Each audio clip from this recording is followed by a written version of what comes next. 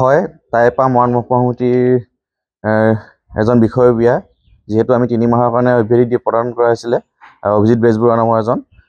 তেওঁ বৰ্তমান 3 মাহৰ অব্যাহতি দিয়াৰ পিছতো তেওঁৰ সংবিধানৰ বাহিৰত গৈ তেওঁৰ বিভিন্ন অসাংবিধানিক কাৰ্যকলাপৰ লগতে সমাজ বিনষ্ট কৰা এনেকুৱা কিছুমান কাৰ্যকলাপত তেওঁ লিপ্ত হৈছে। লগতে কেন্দ্ৰীয় সমিতিৰ কাৰ্যকৰী সভাপতিৰ নামত তেওঁৰ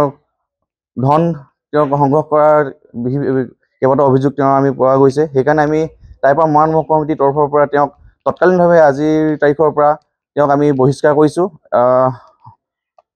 সম্পূৰ্ণ আমি আজি তাৰিখৰ পৰা বহিষ্কাৰ কৰিছোঁ। কোনো কাৰ্যকলাপতে কোনো সংগঠনৰ লগতে কোনো প্ৰতিষ্ঠানৰ লগত যাতে নিমন্ত্ৰণ নিদিয়ে, তাৰ কাৰণে আমি আজি আপোনালোকৰ সংবাদ মাধ্যমৰ আগত জনাইছোঁ।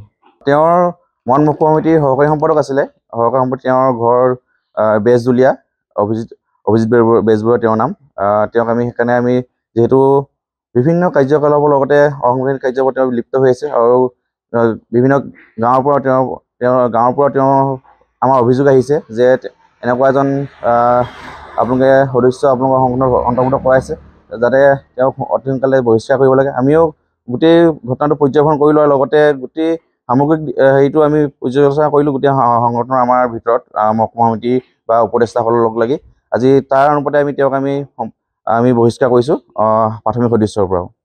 যিকোনো খবৰৰ বাবে যোগাযোগ কৰক 7099017330 লগতে 7099017110 নম্বৰত।